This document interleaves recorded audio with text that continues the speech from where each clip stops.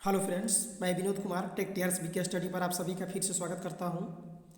चलिए current affairs की series को आगे बढ़ाते हुए आज देखते हैं दिसंबर माह के दूसरे सप्ताह के सभी करंट अफेयर्स, जो कि आपका 8 दिसंबर 2021 से लेकर के 14 दिसंबर 2021 तक का होगा।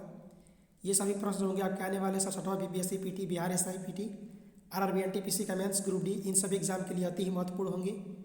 यहाँ पर सभी के सभी प्रश्न अति महत्वपूर्ण हैं, तो सभी प्रश्न को ध्यान से देखें और हो सके तो एक नोट्स जरूर तैयार करें, क्योंकि यहाँ पर जितने भी प्रश्न लिए गए हैं सभी के सभी प्रश्न एग्जाम की दृष्टि से बहुत ही महत्वपूर्ण है।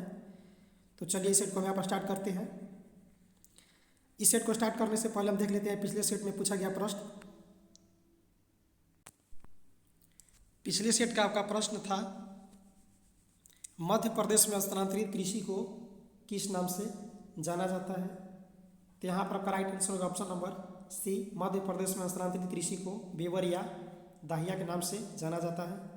ध्यान रखिएगा, इंडोनेशिया और मलेशिया में इसे लद्दाख के नाम से जाना जाता है, ब्राज़ील में रोका के नाम से, और छत्तीसगढ़ के बस्तर एरिया में जो इसे डीपा के नाम से जाना जाता है। तो चलिए अब हम अपने सेट की तरफ बढ़ते हैं। यहाँ पर आपका सबसे पहला प्रश्न है कि डेविस कप 2021 का खिताब किस देश ने जीता है। तो ध्यान रखिएगा, डेविस कप 2021 का खिताब रूस ने जीता है और इसमें उप विजेता क्रोएशिया रहा है। और डेविस कप जो है आपका लॉन टेनिस से संबंधित है, इसको ध्यान रखिएगा। प्रश्न का दूसरा आपका है कि 4.5 दिन के कार्य सप्ताह के रूप में अपनाने वाला पहला देश कौन सा बना। तो ध्यान रखिएगा, संयुक्त अरब अमीरात, जिसकी राजधानी अबू धाबी है, इसने 4.5 दिन के कार्य सप्ताह को अपनाया है और ऐसा करने वाला ये विश्व का सबसे पहला देश है।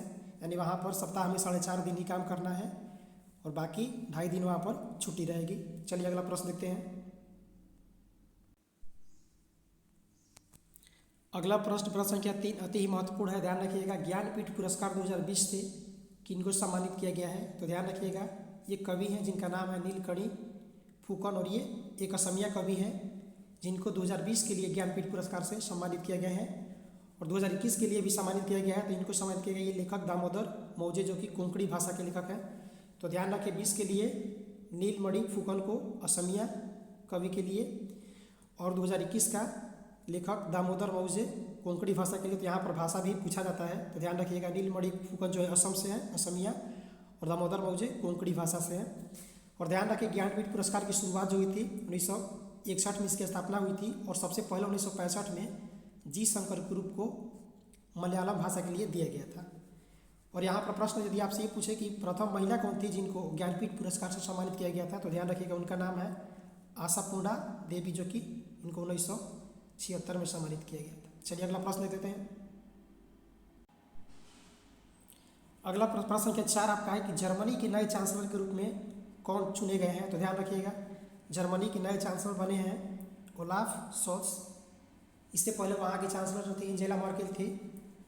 तो ध्यान रखिएगा, वहाँ की जो एंजेला मर्केल थी वो बदल गई है, उनका नाम अब हो गया है, उनके जगह पर जो सिलेक्ट हुए हैं ओलाफ शोल्ज। प्रश्न यहाँ से बन सकता है, इसको ध्यान रखें। अगला प्रश्न आपका है प्रश्न संख्या 5 कि बीमस्टेक की स्थापना कब हुई थी। ध्यान रखिएगा, हाल ही के दिनों बहुत चर्चा में रहा। बीमस्टेक की स्थापना जो हुई थी 1997 में हुई थी और इसमें 7 सदस्य देश हैं। चलिए देख लेते हैं कौन कौन इसमें देश शामिल हैं।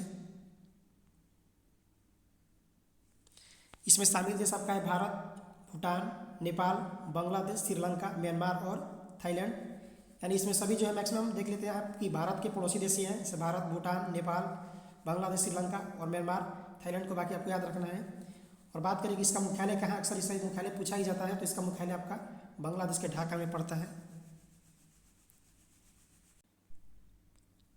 चलिए बात कर लेते हैं कि आखिर बीमस्टेक चर्चा में किए हुए हैं। तो ध्यान रखिए कि पेनेक्स 21 का आयोजन नई दिल्ली में किया गया है। नई दिल्ली में इसका अनावरण किया गया है, शुभारंभ। और पेनेक्स 21 बीमस्टेक के सदस्य देशों के लिए मानवीय एवं आपदा राहत अभ्यास है। यानी पेनेक्स जो 21 आपका है, ये बीमस्टेक का एक अभ्यास है जो कि सदस्य देशों के मानवीय एवं आपदा राहत से संबंधित एक अभ्यास है। और इस अभ्यास का आयोजन जो है ये महाराष्ट्र के पुणे में किया जा रहा है। ध्यान रखिएगा, पुणे महाराष्ट्र में, जबकि इसका अनावरण नई दिल्ली में किया गया था। अगला प्रश्न संख्या 6 आपका है कि म्यांमार को स्वतंत्रता कब मिली थी। ध्यान रखिएगा, हाल ही में वहाँ की नेता आंग सान सू को 4 साल की जेल की सज़ा वहाँ पर हुई है। इससे यहाँ से प्रश्न बन सकता है, तो ध्यान रखिएगा। म्यांमार की स्वतंत्रता 1948 में मिली थी। प्रश्न के 7वां आपका है कि सोहराई कोहबर चित्रकला का संबंध किस राज्य से है, जिसे हाल ही में जीआई टैग दिया गया है। तो ध्यान रखिएगा, इसका संबंध जो है झारखंड राज्य से है। अगला प्रश्न संख्या 8 आपका है कि अंतर्राष्ट्रीय भ्रष्टाचार विरोधी दिवस कब मनाया गया। तो ध्यान रखिएगा, ये 9 दिसंबर को मनाया गया अंतर्राष्ट्रीय भ्रष्टाचार विरोधी दिवस, और इस बार का इसका थीम रखा गया था नो राइट योर रोल से नो टू करप्शन। चलिए देख लेते हैं प्रश्न संख्या 9। भारत के प्रथम चीफ ऑफ डिफेंस स्टाफ यानी सीडीएस कौन थे, जिनका हाल ही में एक विमान दुर्घटना में पत्नी समेत अन्य 13 लोगों के साथ उनका निधन हो गया। तो हाल ही के दिनों में यह घटना बहुत चर्चा में रहा होगा, आप इससे परिचित होंगे। ध्यान रखिएगा, उनका नाम था सीडीएस जनरल बिपिन रावत, जो कि भारत के प्रथम सीडीएस थे। ठीक है, जल सेना, थल सेना और वायु सेना, तीनों सेनाओं के एक एक अलग अलग अध्यक्ष होते हैं, और तीनों के हेड होते हैं राष्ट्रपति। लेकिन जो ये पद बनाया गया था सीडीएस जो आपका पद है, ये तीनों सेनाओं के एक तरह से प्रमुख होते हैं, यानी राष्ट्रपति और तीनों सेनाओं के जो अलग अलग अध्यक्ष हैं उनके बीच का ये पोस्ट है सीडीएस। तो ध्यान रखिएगा, प्रथम सीडीएस जो थे जनरल बिपिन रावत थे।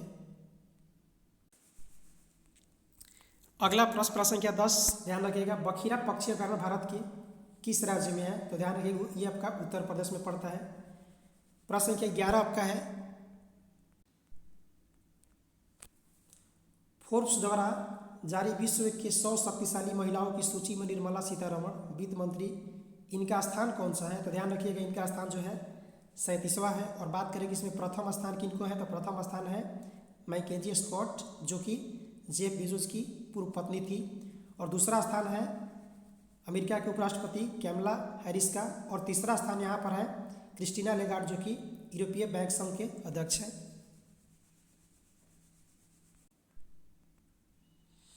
अगला प्रश्न संख्या 12 आपका है कि नोबेल पुरस्कार दिवस कब मनाया जाता है। तो ध्यान रखिएगा, 10 दिसंबर को मनाया जाता है नोबेल पुरस्कार दिवस।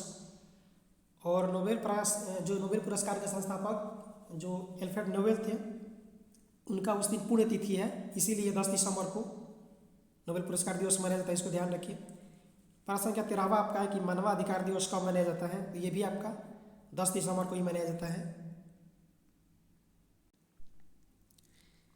यहाँ से अक्सर एक प्रश्न आपके एग्जाम में बनता है, ध्यान रखिएगा। प्रश्न पूछा जाता है आपसे कि डायनामाइट का आविष्कार किसने किया था। तो ध्यान रखिएगा, डायनामाइट का आविष्कार अल्फ्रेड नोबेल ने ही किया था। तो ध्यान रखिएगा इस प्रश्न को। अगला प्रश्न संख्या 14 आपका है कि ग्लोबल हेल्थ सिक्योरिटी इंडेक्स 2021 में भारत का स्थान क्या रहा। ध्यान रखिएगा, इसमें भारत का स्थान रहा है 6वां और प्रथम स्थान पर रहा है अमेरिका। प्रश्न संख्या 15 देख लेते हैं।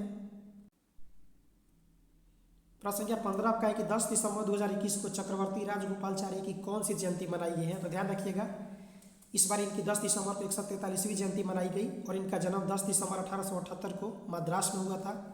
ध्यान रखिए, स्वतंत्र भारत के प्रथम गवर्नर जनरल थे, और इन्हें राजा जी के नाम से भी जाना जाता है। इनसे संबंधित एक प्रश्न और बनता है कि दक्षिण भारत में दांडी मार्च का संचालन किसने किया था। तो ध्यान रखिएगा, चक्रवर्ती राजगोपालाचारी जी ने किया था, और इनको 1955 में भारत रत्न से सम्मानित किया गया था। प्रश्न संख्या 16 आपका है कि हैदरपुर वेटलैंड जो हाल ही में रामसर सूची में शामिल हुआ, इस किस राज्य से संबंधित है। ये उत्तर प्रदेश से संबंधित है। अगला प्रश्न संख्या 17 अति महत्वपूर्ण है कि ब्रिटेन के प्रसिद्ध पुरस्कार रॉयल गोल्ड मेडल से हाल ही में किनको सम्मानित किया गया है। तो ध्यान रखिएगा, बालकृष्ण दोषी को सम्मानित किया गया है, जो कि वास्तुकला के क्षेत्र में इनको सम्मानित किया गया है। और इनको बालकृष्ण दोषी जी को प्रित्जर पुरस्कार भी मिल गया है। तो यहाँ से भी प्रश्न बनता है, इसको ध्यान रखिएगा कि प्रित्जर पुरस्कार किस क्षेत्र में दिया जाता है। तो ये भी आपका आर्किटेक्चर यानी वास्तुकला के क्षेत्र में दिया जाता है। अगला प्रश्न संख्या 18 आपका है कि चर्चा में रहा महादेव वन जीव अभ्यारण्य भारत के किस राज्य में है। ये आपका गोवा में पड़ता है, और वहाँ पर भी आपका एक चर्चित है, ये भी अक्सर पूछा था एग्जाम में कि भगवान महावीर वन जीव अभ्यारण्य कहाँ है। ये भी आपका गोवा में है। अगला प्रश्न संख्या 19 आपका है, यूनिसेफ के अगले कार्यकारी निदेशक के रूप में किनको नियुक्त किया गया है। तो ध्यान रखिएगा, इनका नाम है कैथरीन रसेल, जो कि अमेरिका की हैं। और बात करें कि यूनिसेफ की स्थापना कब हुई थी, तो ध्यान रखिए 1946 में इसकी स्थापना हुई थी, और इसका मुख्यालय आपका न्यूयॉर्क में पड़ता है। अगला प्रश्न प्रश्न संख्या 20 आपका है कि सीनियर महिला राष्ट्रीय फुटबॉल चैंपियन का खिताब किसने जीता है? तो ध्यान रखिएगा ये मणिपुर ने जीता है और यहाँ पर विजेता रेलवे टीम रहा है। प्रश्न संख्या 21 आपका है कि 75वां यूनिसेफ दिवस कब मनाया गया? तो ध्यान रखिए 11 दिसंबर को प्रत्येक साल यूनिसेफ दिवस के रूप में मनाया जाता है और ये 75वां था। और ध्यान रखें यूनिसेफ की स्थापना 1946 में हुई थी और इसका मुख्यालय न्यूयॉर्क में है और ये एक बच्चों से संबंधित कार्य करता है। प्रश्न संख्या 22 आपका एक अंतर्राष्ट्रीय पर्वत दिवस कब मनाया गया? तो ध्यान रखिएगा पर्वत दिवस अंतर्राष्ट्रीय 11 दिसंबर को मनाया गया और इस बार इसका थीम था अस्थायी पर्वतीय पर्यटन। प्रश्न संख्या 23 आपका है कि हाल ही में रामानुजन पुरस्कार 2021 से किन को सम्मानित किया गया है? तो ध्यान रखिएगा भारतीय सांख्यिकी संस्थान जो कि कोलकाता में स्थित है इसके प्रोफेसर हैं गणितज्ञ प्रोफेसर जिनका नाम है नीना गुप्ता। इनको हाल ही में रामानुजन पुरस्कार 2021 से सम्मानित किया गया है। प्रश्न संख्या 24 आपका है कि भारत 2023 में अपना मानव अंतरिक्ष मिशन किस नाम से लॉन्च करेगा? तो ध्यान रखिएगा मिशन का नाम होगा गगनयान। प्रश्न संख्या 25 आपका है राष्ट्रीय ऊर्जा संरक्षण दिवस कब मनाया जाता है? तो ध्यान रखिए 14 दिसंबर को मनाया जाता है राष्ट्रीय ऊर्जा संरक्षण दिवस। अगला प्रश्न संख्या 26 आपका है कि पेनसुलंगप्पा ग्लेशियर कहाँ स्थित है? हाल ही के दिनों में चर्चा में रहा है तो प्रश्न यहाँ से बनने का चांस बनता है। ध्यान रखिएगा पेनसुलंगा ग्लेशियर जो आपका ये लद्दाख के जास्कर श्रेणी में पड़ता है। प्रश्न संख्या 27 आपका है कि चर्चा में रहा ग्रेटर टिपरालैंड का संबंध किस राज्य से है? बहुत ही चर्चित प्रश्न है इसको ध्यान रखिएगा। ग्रेटर टिपरालैंड का संबंध जो है त्रिपुरा राज्य से संबंधित है। वहाँ पर जो क्षेत्र है ग्रेटर टिपरालैंड यहाँ के जो ही निवासी हैं अलग राज्य की मांग करते हैं तो इसके लेकर के ये बहुत चर्चा में रहा है तो ध्यान रखिएगा प्रश्न को।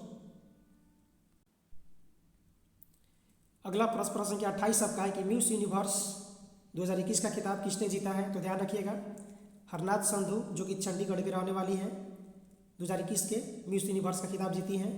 और ध्यान रखिए इसका आयोजन जो है इलात इजराइल में किया गया था ये भी पूछा जा सकता है। और भारत को पहली बार मिस यूनिवर्स में जीत मिली थी 1994 में जो कि सुष्मिता सेन को मिला था और उसके बाद 2000 में लारा दत्ता को और ये भारत के लिए तीसरी जीत है ध्यान रखिएगा। प्रश्न संख्या 29 आपका है कि पारंपरिक भैंसा दौड़ कंबाला का संबंध किस राज्य से है? ध्यान रखिएगा रेलवे के कई बार एग्जाम में ये प्रश्न पूछा जा चुका है आपका कर्नाटक से संबंधित है और हाल ही में ये मनाया गया है तो आगे भी प्रश्न ये बन सकता है। प्रश्न संख्या 30 आपका है कि 100% पेपरलेस होने वाली दुनिया की पहली सरकार कौन बनी है? तो ध्यान रखिएगा दुबई सरकार जो है 100% पेपरलेस होने वाली सरकार बनी है। और ध्यान रखें पेपरलेस का मतलब ये हुआ कि वहाँ पर जो भी सरकारी कार्यक्रम है उसमें अब कोई भी पेपर का इस्तेमाल नहीं होगा सारे काम ऑनलाइन होंगे तो इससे पर्यावरण में बहुत ही सुधार होता है। तो प्रश्न महत्वपूर्ण है इसको ध्यान रखें। प्रश्न संख्या 31 आपका है कि आत्मनिर्भर भारत रोजगार योजना के तहत सबसे अधिक लाभार्थियों वाले राज्यों की सूची में प्रथम स्थान पर कौन सा राज्य है? सॉरी यहाँ देश नहीं राज्य होगा तो ध्यान रखें महाराष्ट्र है। प्रश्न संख्या 32 आपका है कि हाल ही में किस देश ने तबलीगी जमात को आतंकवादी संगठन मानते हुए इस पर प्रतिबंध लगा दिया है? तो ध्यान रखें सऊदी अरब ने तबलीगी जमात को आतंकवादी संगठन ठहराते हुए इस पर प्रतिबंध लगा दिया है। अगला प्रश्न है प्रश्न संख्या 32 आपका कि टाइम मैगजीन ने पर्सन ऑफ द ईयर 2021 से किनको चुना है? तो ध्यान रखिएगा स्पेस एक्स के संस्थापक एलन मस्क जो कि टेस्ला के सीईओ भी हैं इनको टाइम मैगजीन ने पर्सन ऑफ द ईयर 2021 से सम्मानित किया है। अगला प्रश्न संख्या 34 आपका है कि कुनो पालपुर नेशनल पार्क किस राज्य में है? तो ध्यान रखिए मध्य प्रदेश में है। हाल ही के दिनों में चर्चा में रहा वहाँ पर ये जो कुनो पालमपुर नेशनल पार्क है इसमें जो भी तेंदुआ है उसमें कलर आईडी लगाने की बात चल रही है तो इसको लेकर ये करंट में चर्चा में है तो प्रश्न यहाँ से बन सकता है। प्रश्न संख्या 35 आपका है कि अब्दुल कलाम द्वीप भारत के किस राज्य में है? तो ध्यान रखिए कि ये उड़ीसा में पड़ता है और इसका पुराना नाम है व्हीलर द्वीप। तो चलिए अब आज के प्रश्न को देख लेते हैं। हाल ही के दिनों में बिहार में पंचायती राज चुनाव जो है बहुत ही चर्चा का विषय बना रहा तो प्रश्न आपका उसी से संबंधित है कि राष्ट्रीय पंचायती राज दिवस कब मनाया जाता है? यहाँ पर आपका ऑप्शन नंबर ये है 12 अक्टूबर, ऑप्शन नंबर बी है 24 अप्रैल, ऑप्शन नंबर सी आपका है 24 नवंबर, ऑप्शन नंबर डी आपका है 24 जुलाई। यदि आपको इसका उत्तर पता हो तो कमेंट जरूर करें, बाकी हम नेक्स्ट वीडियो में इस प्रश्न को शामिल कर लेंगे।